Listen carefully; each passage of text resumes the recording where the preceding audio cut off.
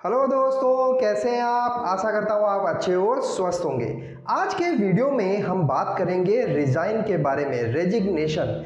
अगर आप किसी कंपनी में एम्प्लॉई है और किसी कारण से आपको रिज़ाइन करना पड़ता है तो इसका प्रॉपर प्रोसेस क्या होता है, किन किन स्टेप्स को हमें फॉलो करना चाहिए ताकि हमारा एग्जिट प्रॉपर हो और फुल एंड फाइनल सेटलमेंट में हमें कोई परेशानी का सामना ना करना पड़े। वैसे तो किसी कंपनी में हमें लंबे समय तक काम करना चाहिए, लेकिन हर एम्प्लॉय अपनी ग्रोथ चाहता है, इसलिए वह नई कंपनी में जॉब सर्च करता रहता है। तो पहला स्टेप तो यही है कि जब आपके हाथ में किसी दूसरी कंपनी का ऑफर लेटर हो तभी आप रिज़ाइन डालिए। अगर कंपनी में कुछ बात हो गई है, बॉस ने कुछ कह दिया या कोई भी इशू हो गया है तो हमें गुस्से में आकर रिज़ाइन नहीं करना चाहिए, क्योंकि गुस्से में लिया गया फैसला हमेशा गलत होता है जिसे हमें बाद में भुगतना पड़ता है। और दूसरा स्टेप ये है कि अगर हमें नई कंपनी का ऑफर मिल चुका है तो रिज़ाइन कैसे डालें।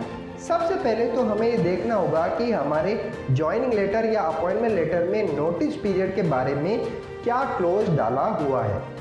जनरली ये 1 मंथ का होता है, लेकिन अगर आप सीनियर पोस्ट पर हैं तो ये ज़्यादा भी हो सकता है, 2 महीने या 3 महीने हो सकता है। और अगर आप प्रोबेशन पीरियड में हैं तो ये नहीं भी हो सकता है या फिर 10 to 15 डेज होता है। तो हमें सबसे पहले ये चेक कर लेना है कि हमारे अपॉइंटमेंट लेटर और ज्वाइनिंग लेटर में प्रोबेशन पीरियड नोटिस पीरियड को लेकर क्या क्लोज डला हुआ है।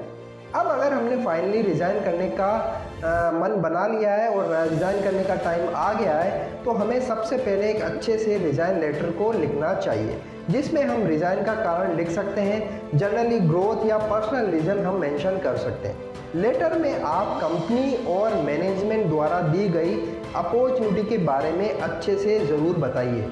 लेटर के अंत में आप नोटिस पीरियड में आपकी अवेलेबिलिटी के बारे में ज़रूर बताइए, जिससे कि कंपनी छोड़ने पर आपका रिश्ता हमेशा कंपनी के साथ में अच्छा बना रहता है और आपके फुल एंड फाइनल में भी कोई दिक्कत नहीं आती है। लेटर लिखने के बाद सबसे पहला जो हमें काम करना है वो हमें रिजिग्नेशन को अपने इंचार्ज को फॉरवर्ड करना है। जो आपका इमीडिएट एचओडी है उसे हमें रेजिग्नेशन देना है। आप चाहें तो इंचार्ज से वर्बली भी पहले इसके बारे में डिस्कस कर सकते हैं। इंचार्ज ओके करने के बाद में इसे एचआर डिपार्टमेंट में फॉरवर्ड कर देता है। अक्सर एम्प्लॉय यही गलती करते हैं, वे अपने इमीडिएट इंचार्ज या एचओडी को ना बताकर सीधे एचआर या मैनेजमेंट को अपना रेजिग्नेशन भेज देते हैं। हमें कभी भी ऐसा नहीं करना चाहिए और प्रॉपर प्रोसेस ही फॉलो करना चाहिए।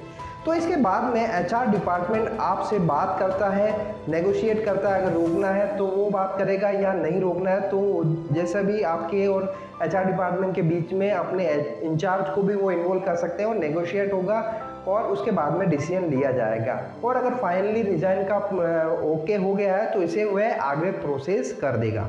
और फिर नोटिस पीरियड में आपको अपना जो भी हैंडओवर है वो प्रोसेस करना होता है, अपना हैंडओवर देना होता है। तो ये तो होता है नॉर्मल प्रोसेस। लेकिन बहुत सी बार कुछ ऐसी सिचुएशन बन जाती है कि हमें सडनली एग्जिट करना होता है। अगर कंपनी की तरफ से ये हो रहा है तो इसमें कोई इशू नहीं है, क्योंकि वह पूरा एग्जिट प्रोसेस करती है और सारा डॉक्यूमेंटेशन वर्क प्रॉपर करती है। लेकिन आपको यहाँ पर ध्यान ये रखना है कि इस केस में किसी भी डॉक्यूमेंट में साइन करते समय आपको पूरी सावधानी बरतनी है। लेकिन अगर आप कंपनी को तुरंत छोड़ रहे हैं, चाहे रीज़न जो भी हो, आपको कंपनी में कम्युनिकेट ज़रूर करना है रिटर्न मेल के द्वारा।